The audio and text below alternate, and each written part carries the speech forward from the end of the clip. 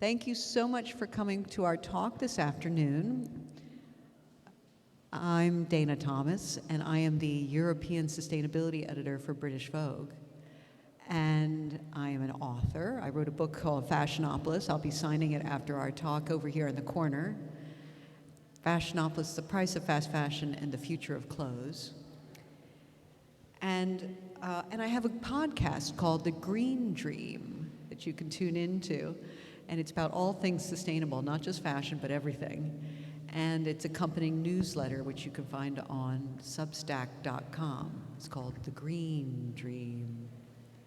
So, as you may know, I've written this book, Fashionopolis, The Price of Fast Fashion and the Future of Clothes. And it explores the many ways the fashion industry impacts planet and humanity. And it offers inspirational and hopeful stories and spotlights really inspiring change makers in the field, in the fashion world. And I do the same with the podcast, The Green Dream. I really do try to keep it hopeful. I call it the podcast of hope. Here are some cool people doing cool things. Well, today I have 3 other very cool people who are doing cool things with me up here on the stage, all providing us more hope. I mean, we don't want to hear any more stories about how the world's on fire and no, we want to hear the hopeful stories, the good stories. So I have these 3 fabulous women, and they're going to talk to us today about all the different solutions they're working in a range of areas: hotels and hospitality, homes, education, rainforests, everything. Planet, people, humanity, this is it. So my first panelist is Dr. Rasha Saeed. And she is the founder of the Toucan Project. And of course we love her because her project is called the Toucan Project. Who doesn't love toucans? And it's a nonprofit that supports students to build or rebuild better lives through access to educational, vocational training, and internship opportunities. Then we have Naomi Heaton, right? Who is the founder and CEO of The Other House, a residence club, cool, fabulous place in South Kensington that was designed with sustainability in mind. It's a sort of a sustainable residence hub, kind of center of awesome, cool, green, eco-consciousness. And then there's Dr. Hannah Peck. And she is the Deputy Director of Cool Earth. Now, how cool can you be then running a thing called Cool Earth? Let's just give her that. And it's a charity that works with indigenous peoples and local communities in the rainforests to fight for climate justice. So seems like a funny mix, but you'll see it all does tie together. So let's start with Rasha. Tell us about the Toucan Project. I love toucans. When I went to Costa Rica, I didn't know there were so many different kinds of toucans. And then they just fly up and perch on a tree next to you. They're so lovely and curious. So is that one of the reasons you took them as the name of your project? Because they're curious and happy and cheerful and beautiful? Dana, thank you so much for your beautiful introduction. And you're absolutely right. That's one of the main reasons why we called ourselves the Toucan Project, because they're warm, they're open, they're friendly, and they're very welcoming. Also in French, tout means all. I'm from Paris. And tout means all, and can means, of course, can. So I sort of feel like it's quietly also, we can do it all. This woman is fantastic, so you absolutely got it. It's exactly why we called ourselves the Toucan Project, because when you think about what we do, which is to empower students across the world, what we wanted was a word which was, something that was very positive. So when we thought about toucan, it's you can, and you can do anything, really. You can do anything. And when we first started, it was about 14 years ago. Oh my gosh, don't age me, please. And we had a slogan which was, who can, you can, with toucan.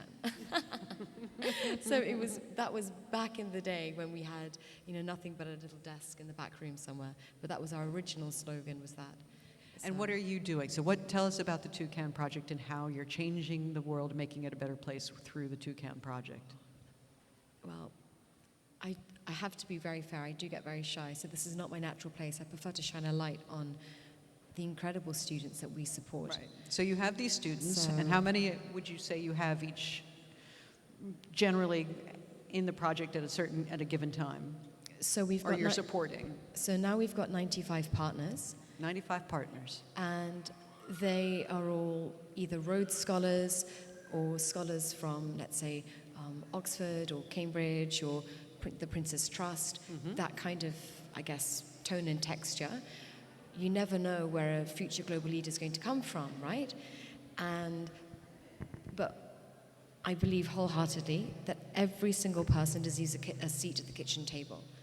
Every person has a passion, every person has a remarkable idea, and everyone deserves to be heard. Right. So this is why we open our doors to anyone with a passion and an idea. And this is what we've done over the last 14 years, and with my family, they've been doing it for 40 years. So they've been giving scholarships for 40 years, and just with my little project, I've been doing it for 14 years. And so what are a couple of the projects that you all have helped realize? What are some of the things that are tangible successes that we can talk about? Oh my God. For me, they're all successes. Maybe what I could do is the first one that we ever did and the most recent might be helpful. Yes. So the first one we ever did, he was this extraordinary Scottish chef, came through the doors, and you can just tell in an instant when someone's got it, And he had it in abundance, absolute passion for cooking, but he was just deeply, deeply talented and loves what he does. Really good, hard worker, but really visionary as well. And we created a restaurant called The Frog, which I don't know if any of you have been to, but I can assure you he's very talented, and he's got more than one now, thankfully, as a result. But that was a little project. And where is it? The first ever Frog is in Covent Garden. And it was just, my gosh, what an experience of putting it together with him. And I'm so proud of him because he's gone on to really be successful. And if I'm right, he was the 9th, as of this year, he was voted the 9th most successful restaurant in Europe, I believe. Wow. So that was all credit to him and his whole team that brought this all together. And our most recent project is and I was just chit-chatting with the girls about this, so I'm really excited. It's called a micro-university. A micro-university. Micro-university. And we've opened that at London Zoo. Mm-hmm. And anyone can come and give a micro-lecture and that's what we've been doing for, I guess now we've got so many partners. That's fantastic. So that's our most recent, I guess, project is what we're doing, is the micro-university. Micro-university. And now, Naomi, tell us about the other house in South Kensington. It's sustainable and eco-minded, but how so? What you all sort of built this in from day one, not just architecturally, but in the whole ethos of the place, right? Yep, absolutely. It's lovely to be here. Thank you, and hello to all of you who've come to listen. And also, what a wonderful set of stores that you have here, which are fantastic, and I'm definitely coming round afterwards. The other house is a brand new hospitality concept. It's a joint venture between my company, LCP, which specializes in long stay rentals, and one of the biggest pension funds in the world. And I could see some years back that the people that we were renting property to wanted to live in a different kind of way, that they wanted to live small because they wanted to be central, but they wanted more and more beautiful interiors, they wanted to be more and more aspirational, and then they started wanting to have more service. So the original idea was, well, what about giving them what they want, which is a hotel for long stayers. And then I looked at the hotel market, and what I could see was that you had lots of service, but it felt pretty impersonal. You didn't feel like a local. You didn't feel like part of the neighborhood. It was very much high and by. So I thought, okay, well, let's take the best of what a hotel offers and the best of what long-stay residential offers and bring it all together. And we created this concept of a residence club. And in the residence club, you can stay for a night, a week, a month, or a year. So it's completely and utterly flexible.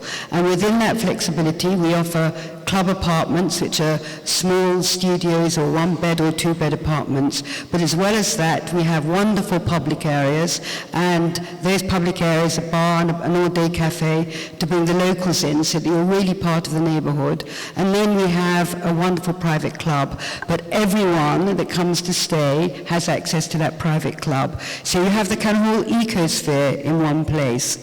And the other house, the moment you walk in, you kind of go into a fantasy land. It feels really cool, it feels really serene. Actually, it feels rather like this wonderful event here. And essentially, you can just live like a resident. And it's called the Other House because it's your home for as long as you're in town.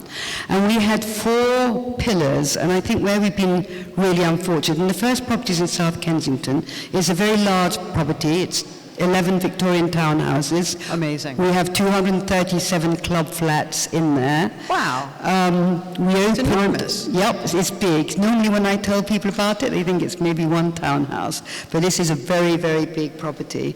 It's the first one, and then we're opening one in Covent Garden, right by the piazza, which is 7 existing heritage buildings, right by the piazza, and I think one of the most beautiful sites in central London. And we just bought a site in Belgravia. And we will then extend out internationally. But it is a brand new brand, and the thing about that, a brand new vision, disrupting the market, is that you can start how you want to continue. And we had 4 main pillars. And the first is to make it feel like home, because it is your home for as long as you're in town. The second was to create great experiences. And I think, particularly post-COVID, people value more their surroundings, where they are, and the experiences that they can take from where they've traveled. But the other 2 pillars were to make a positive impact. And that is to make a positive impact both socially and environmentally. So social impact and environmental impact. And that is absolutely one of our core fundamentals. And then finally to let people be in control, because we feel that's really important too. And making a positive impact and giving people control enables us to drive the brand in a completely different way, and in a way which is probably far more advanced in terms of sustainability than any existing hospitality brand, where there are legacy systems and there's legacy management and there are people with different views about sustainability. We are all absolutely committed, and I will tell you when you come around again to talk to us and ask questions about some of the things that we're doing. But it's part of our brand values, and I think more and more people in every walk of life, whatever they are spending their money on, are looking for a green vision, a sustainable vision, and that particularly with Gen Z and the millennials, they have so much to teach us in terms of how we should be operating our assets. Absolutely. And now Hannah, Cool Hannah, working with Cool Earth, the coolest of the cool. Tell us, what is Cool Earth and what you all are doing to make the Earth cool? Hi everybody, and I just want to say thank you so much for the Sustainability Discovery event, for supporting Cool Earth. I was so delighted to have your support, thank you. So Cool Earth, we're a people-first rainforest charity, and we back people to keep being able to live on their land, protecting their rainforest as they have done for generations. We work in all the 3 biggest rainforests of the world, the Amazon, Congo, and the New Guinea rainforest. And we've got 13 partnerships across the world working with communities, basically giving them cash to be able to spend as they like, because they know best how to protect their rainforest. And the reason we do this is because tropical rainforest, healthy tropical rainforest, has the potential to keep 30% of emissions locked in the ground that's needed to protect the world from climate change and keep that 1.5 degrees by 2030. They are the lungs of the world, the rainforest. So we know that they give us air, but they also lock the carbon into the soil. Exactly, yeah. Which is super important. Yeah. We need to keep planting trees and taking care of our forests. Now, where does the money come from that you give to them? The money... Can we have some too? No. So we're so lucky to have all different means of money coming from businesses, from individual donors, and what we rely on is the trust from those supporters to give that money direct to communities and individuals within those communities to spend how they need to. So whether that is on improving the schools they've got in their communities, or providing water tanks that we do in Papua New Guinea, or simply just having that extra cash for emergencies. So actually often it's just used for fuel to get people to use in the boats to get down the river to hospitals, but also for growing cocoa and coffee in sustainable ways to bring extra income. And how is the fight coming along? Are we winning in the rainforest? It's a constant tug and pull, right? Is it one step forward, two steps back? I'm afraid it is. It's really hard. So we want to stay positive, to encourage you all to keep supporting charities like Cool Earth to support people on the ground. But as I don't know if you know, but in Glasgow COP26, global leaders pledged to protect rainforests, stop deforestation by 2030, and we just got some news yesterday. Some data came through that an area the size of Switzerland was cut down in 2022. So that's even more than in 2021. So they're not in any way on track to stopping that deforestation. So we've just got to keep on supporting and trying to raise awareness of how bad the situation is. And deforestation isn't simply cutting down trees to make room for land for grazing and pastures. It's also that trees and forests are dying, right? Yeah, so I'm witnessing that myself. From drought, Yeah, and there's wildfires now taking over. Not just we've seen them in Europe, and we're experiencing the impacts of climate change from the loss of rainforests, and it's sort of this vicious cycle of we're getting wildfires, but the rainforest is getting wildfires, which is making our wildfires worse. There's wildfires. And there's soil erosion, pollution from extractive industries, disease, exactly. Right now, I know in the south of France, the beautiful parasol pines have been attacked by something that nobody knows how to combat, and it's killing it already ravaged southern Italy, and now it's worked its way around the Mediterranean coast to the south of France. And we think of those trees as the symbols, you see them on the posters from the 20s and 30s, and they're all sick. And, we hear about these illnesses attacking trees all the time, and that causes deforestation as well, correct? That it just annihilates a forest. Or drought. Yeah. And also the trees are the tropical rainforest produces the the clouds that produce the rain that then goes across the continent and produces rainfall elsewhere. So once you've not got that, it then affects the rest of the continent. So it's pretty terrifying. Yeah. Well, we're going to still be hopeful on this. Yes. Now, it seems to me that there is actually a thread that pulls all this together, that we have education, we have hospitality, we have community and rainforests and nature. And the theme for me, the thread is young people. That you all are working with young people, or you're helping in educating young people, or you're listening to the young people who want a certain lifestyle.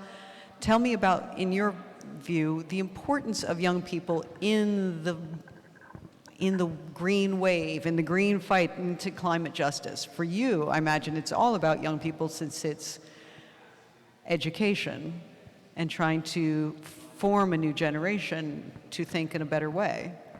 Oh, absolutely. But as you say, Dana, it's about listening to their needs and responding to their needs. And what we've been seeing is that, naturally these, over the last 4 years, those needs have changed. How so? And I mean, I would put it out to the audience today, and it's been a very difficult 4 to 5 years for everybody. Right, with COVID, with the pandemic, with the economic issues that came from that. Absolutely. So how have you seen those needs change in a climate, related to climate and the environment? So it's become a meta discussion in terms of how their understanding of it has become so much greater, and so their care for it has become Yes. much more ingrained. And thankfully, as a result, we're all now all singing from the same hymn sheet. So we all have a greater purpose in terms of climate. Yes. It's one of the main things that we can all focus on, but it's not the only thing. And so we're hearing a lot of other concerns, not only climate, but we do hear that climate is a big concern for our students. Right. But thankfully, there are lots of solutions out there, and a lot of the students that we're working with are working towards those solutions because they are so much more educated in the space. And as a result... And motivated. And they're working on them, and they're bringing those solutions into the world. So those are the solutions that we're discovering at, let's say, Micro Uni, and just generally, we find that these brilliant students are the ones, they come in because they want to contribute to the world. They're invested in supporting and making a change. Fantastic. Now, Naomi, how are young people involved at the other house? Do you have a very young clientele, or do they come to you and talk to you about what they'd like to see to make this even more climate positive and pro environment? What is the youth movement in hospitality in Europe from your point of view? Well, I think the main movement is that people want hospitality to be more sustainable and more green. So there is a real demand from the people that are coming to stay in a place that can deliver and meet their particular requirements and objectives and desires in life. So interestingly, and this is just a little anecdote, our cocktail bar is called the Owl and Monkey. Mm-hmm. Monkeys again. But the reason it's called the Owl and Monkey is because we don't see our guests as being any particular age or demographic, but we do see them as having shared values. And we see them as being people who care about the planet, care about the community, and are therefore wise as an owl. But they are also people who want new experiences and different things, so they're curious as a monkey. Curious and the Owl and Monkey resonates throughout our brand. It's on my business card. It's on our website. I love that. It's all over the place because we see our guests as owls and monkeys, and everybody really relates to that. But then we have some areas where we can take people along with us, but most of what we do is probably behind the scenes. So in our club flats, we have all our toiletry bottles are refillable, and they're all made out of sustainable materials, and our toiletries are sustainable. We try and cut down, as many hospitality offerings do, on the amount of times we take all the sheets and the towels to the laundry, but we give people choices. In other words, we will behave in a certain kind of way. If they wish to behave in a different kind of way, right, then that's their choice. So we do these kind of things which enable people to be more sustainable at a very practical kind of level. For example, our water bottles we fill with water. We fill with filtered water. We don't bring in bottled water.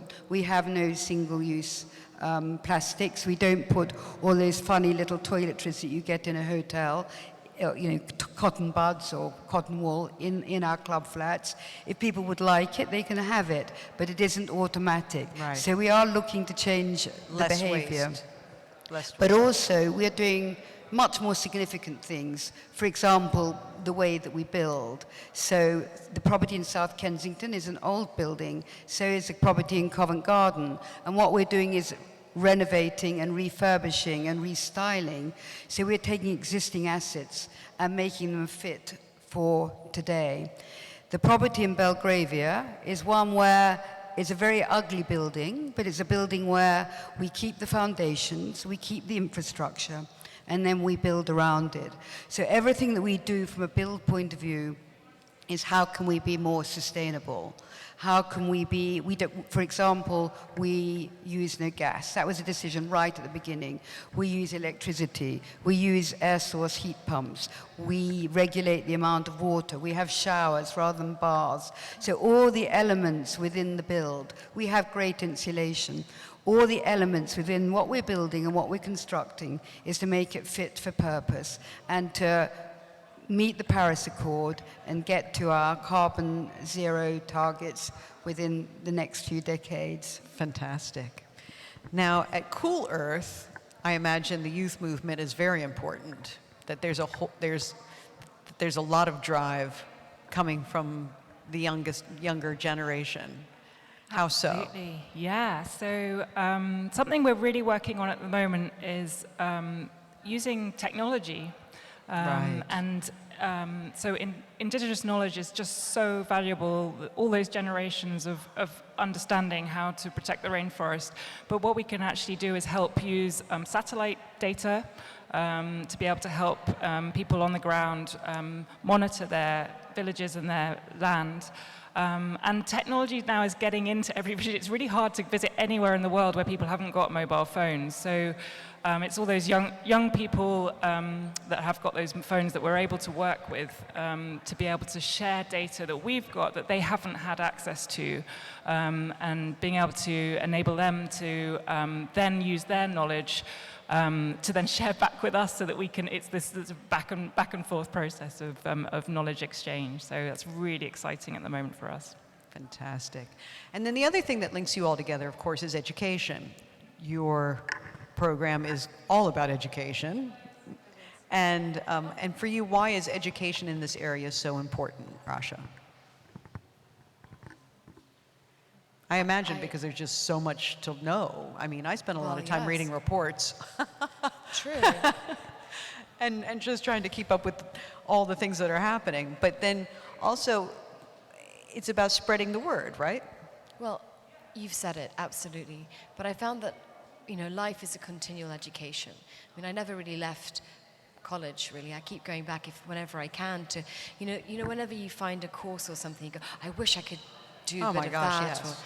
Or, and you can. I mean, you can go back and refresh your knowledge. And I always find it's that, being as up to date and current as possible is very important.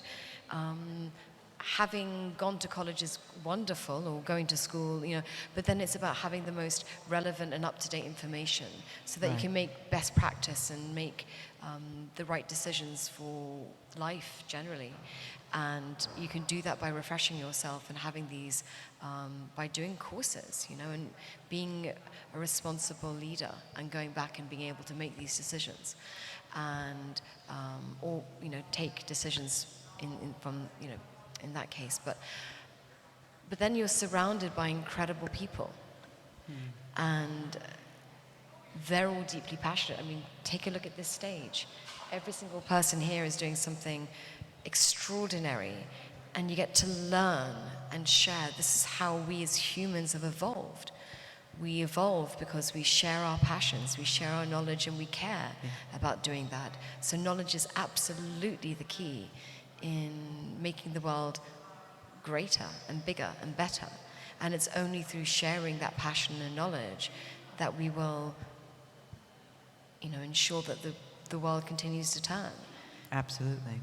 Now, at the other house, you all try to educate your guests and your residents and engage them in different ways so that they can leave even more informed on the climate justice movement or how to live a more sustainable life, don't you?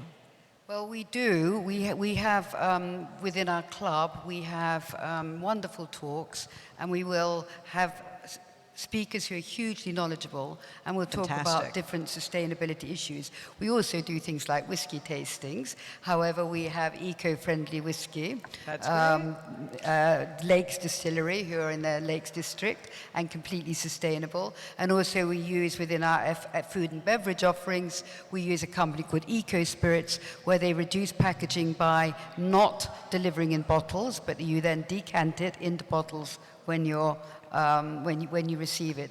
But the other thing I did want to touch on, which you raised as well, is technology. Right. Because technology does enable us to be more sustainable. So, for example, we have developed an app because we know some people like to be in control and do everything they want without interacting with anyone.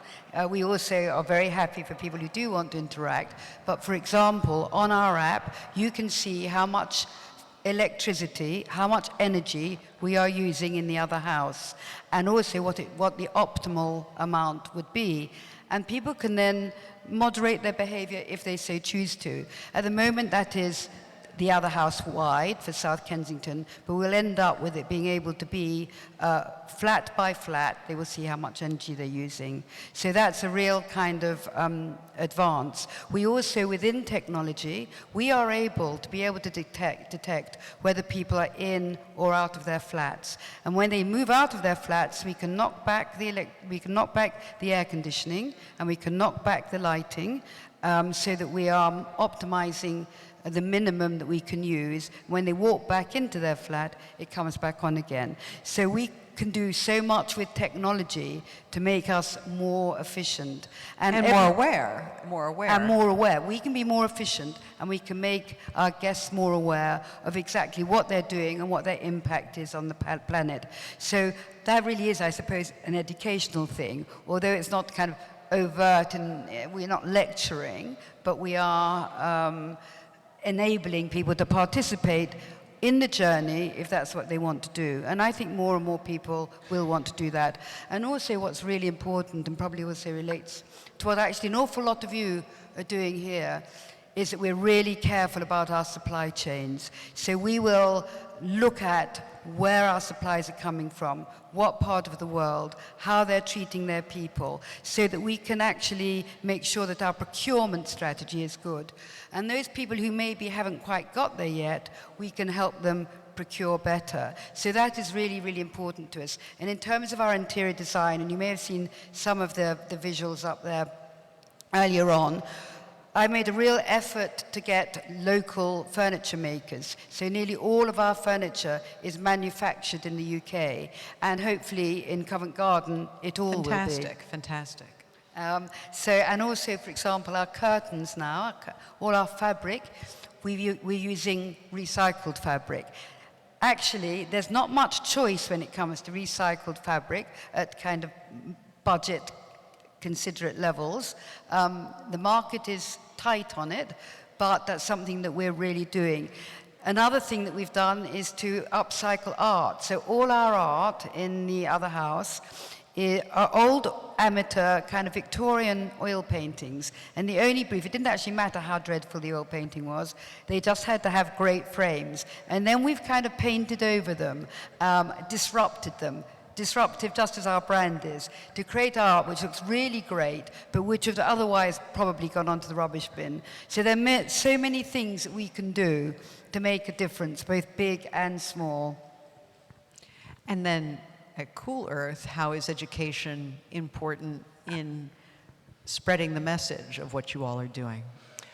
Yeah, it's so incredibly important. Actually, every level that we work at, from on the ground with the communities, where they've been able to use the income generation that they've made through the projects with us to be able to send their kids to school, but also, raising awareness of the impact that rainforest destruction can have on our lives, but also we do it back to the communities that we work with, explaining to them we're so grateful for everything that they're doing, because without their rainforest it affects us, and people that we're working with aren't aware of that they're so valuable to the rest of the world. So I think that's really important, that it's not just the Western world that needs educating as well. It's just letting people know how grateful we are for everything they're doing on the ground.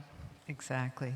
Now, the last thing that I always try to do on the podcast, The Green Dream, is ask my guests, what can listeners do in their everyday lives? What can you give them to take home and take up and start doing to just do a little change to make life a little bit easier or better or greener? So mine is going to be that you can come see me afterwards and I'll sign a book for you. And then you can read some more about the fashion industry and see how you want to change your wardrobe. What would you say to everyone that's something that they can take home and they can involve in their life directly and make a difference?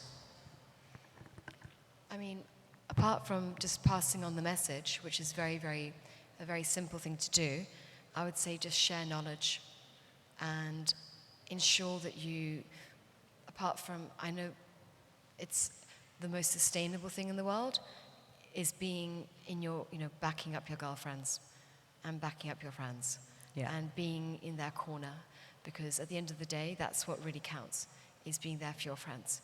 And because everything in this room today is because we're supporting the most wonderful community people here. And communications. Yeah.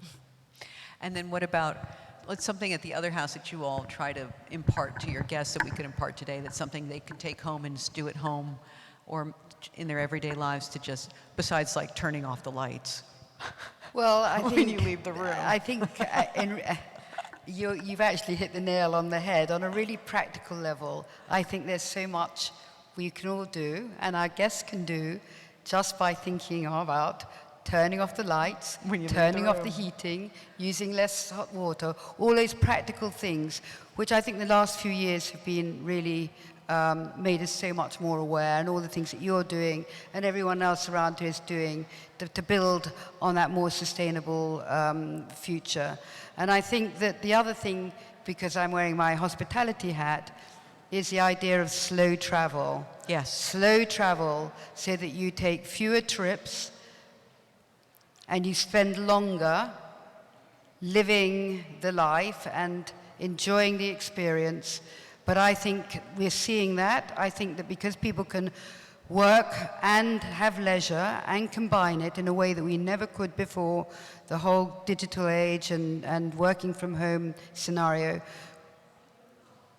you can take more time. And also, for corporates in particular, looking both at the well-being of their employees and the well-being of the planet, they can ensure that business trips are longer and less often. And therefore, there's a real way that we can, within the hospitality industry, help the planet. Yeah. Because I think that that's such a great way that we can save on our carbon dioxide emissions, which are so disruptive. So heal ourselves and heal the planet at the same time by taking it slow and staying close to home too. Local travel, staycations. I'm super into staycations. We love staycations. And then at the Cool Earth, what can we take home? What are some of the things, an activation or two that folks can do? Well, there's the obvious one of donating to charities that support people living in rainforests. But also something that I think is quite an easy thing to do is, not related to rainforest, is to switch to ethical banking, switch your pensions to sustainable pensions, your savings and investments, make sure that they're not banks and savings accounts that are fueling oil and gas. Super great. And so that's an easy one. And I've just done it recently. It was just a few clicks of a button. I was able to switch to an ethical bank. Very cool. That's a great suggestion. Fantastic. And, I always say, give up your one Starbucks a month and support one of these fabulous charities. £5, $5, right? $5 a month. One Starbucks, one takeout coffee, and that $5 will go a long way to helping a really important movement that will come back to you, because we need to have cleaner air and cleaner water and healthier soil. Well done. So we're going to take a few questions from you all, I think. That's what I was told we're supposed to do. Is there anyone who has a question? And is there a mic we can hand to people for the questions? Is there someone who can do that? Oh, we have 2 minutes, so we'll take 1 or 2 questions. We'll be quick. Is there a question? Oh, 2 mics. I'm sorry. Is there a question out there somewhere in this fabulous, beautiful hall with the sunshine? Yes. Just a quick one. That you've spoken about the focus on young people and how important it is to get them on side. But don't you think we've still got an issue with people in government, older people just don't get it. So in your area, the Fixing Fashion report, they did precisely zilch on that. That was older people and they haven't listened, they've just ignored it. I mean, young people don't have enough influence, they don't have power. How do you get around that one? Ah, the generational question. Well, what I do find, at least a certain generation above, the ones who lived through the war, they do things like turn out the lights and yell at you because you left the door open. Am I right? So already because they lived through privation, they lived through difficult times, and so they know how to take care of things and be more thoughtful in that regard. But that doesn't necessarily mean that they want to. It's not easy, but then, none of it is. So we just keep hammering out the message. I had a really nice compliment the other day. A friend of mine said, or somebody I met at a conference said, the reason my mother still subscribes to Vogue is for your column. I said, can you get her to write the editor that? And she said, well, I don't know if the editor would pay attention. She's 86. And I thought, well, if she's reading my sustainability column in Vogue every month, I'm hitting a good demographic there. This is good, 86 years old at Vogue. And I'm keeping that demographic in, which I think the marketing people don't really consider. Just a guess. But I thought, I loved that. So I feel like we just got to tell the message as best we can in a really open and friendly and informative way that isn't scary, and is hopeful, and I think it penetrates in everyone's mind from the little ones on up. Is there another question? Yes, up in the front row. My question is about how to make sustainability conversations or education sexier or more engaging to consumers. They are worried about cost of living and things like that. How do we make it sexy and engaging? Thank you. Well, I'm sure you heard, how do you make it sexy? Well, that's exactly what my editor, Edward Enninful, asked me when I asked for a page in the magazine. But can you make it sexy? I'm like, well, yeah, I'll try. So then he said, how are you going to make it sexy? It's not.